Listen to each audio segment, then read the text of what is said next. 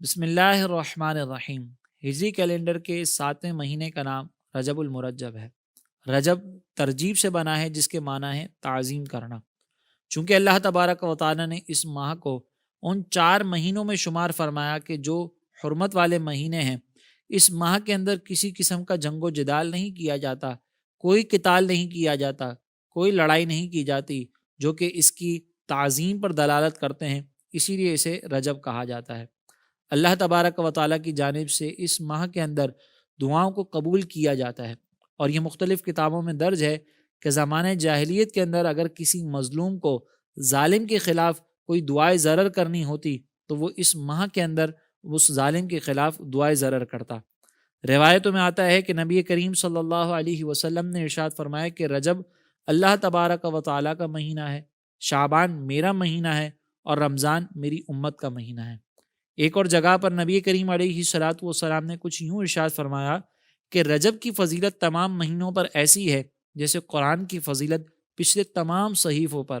اور شعبان کی فضیلت تمام مہینوں پر ایسی ہے جیسی محمد مصطفیٰ صلی اللہ علیہ وسلم کی فضیلت تب سابقہ تمام انبیاء علیہ السلام پر، اور تمام مہینوں پر رمضان کی فضیلت ایسی ہے جیسی اللہ رب العزت کی فضیلت تمام مخلوق پر، تمام بندوں پر۔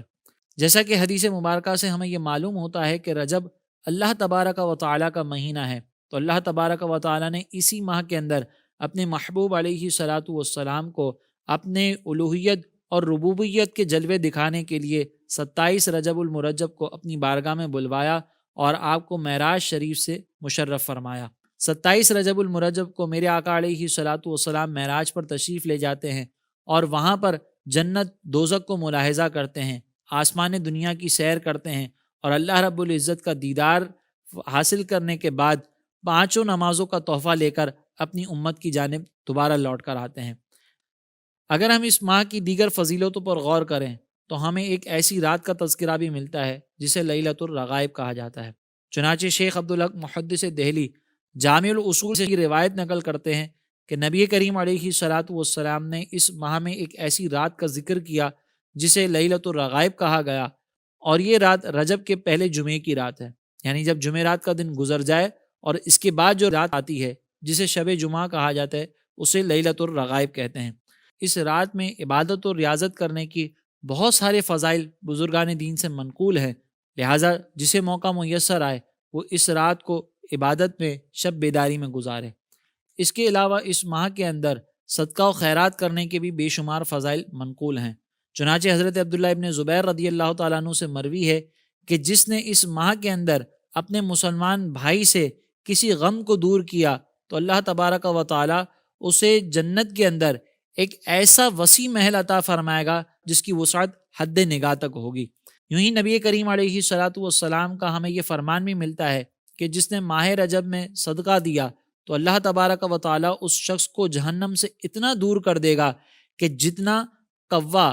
اڑتے اڑتے ایک فاصلہ طے کرے اور وہ بوڑھا ہو جائے تو یہ جو فاصلہ اس نے طے کیا اس کی جو مسافت ہوگی اللہ تبارک و تعالیٰ اس صدقہ کرنے والے کو جہنم سے اس قدر دور فرما دے گا۔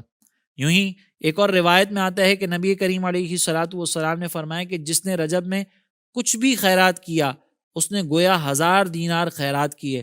اللہ تبارک و تعالیٰ اس کے بدن کے ہر بال کے برابر نیکی لکھے گا اور 1000 درجات اس کے بلند فرما کر 1000 گناہ اس کے مٹا دے گا۔ اگر دیکھا جائے تو یہ رجب ظلم چھوڑ دینے کا مہینہ ہے، یہ رجب توبہ کا مہینہ ہے، یہ رجب عبادت کا مہینہ ہے، یہ رجب نیکیوں میں اضافے کا مہینہ ہے، یہ رجب کھیتی بونے کا مہینہ ہے، یہ رجب معجزات کا مہینہ ہے۔ نبی کریم علیہ صلاۃ والسلام جب بھی یہ رجب کا مہینہ آتا تو یہ دعا فرمایا کرتے کہ اللہم بارک لنا فی رجب و شعبان و بلغنا رمضان،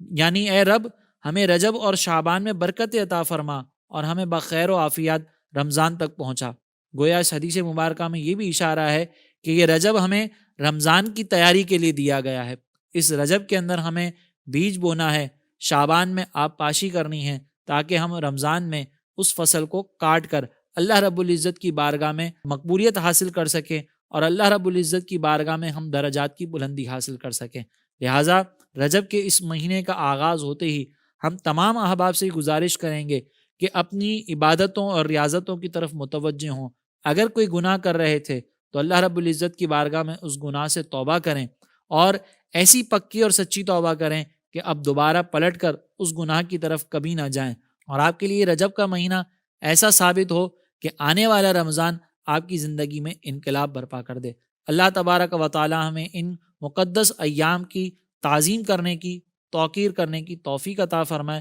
اور ان مقدس ایام کے صدقے اللہ تبارک و تعالی ہمیں نیکی اور پرہیزگاری پر استقامت عطا فرمائے۔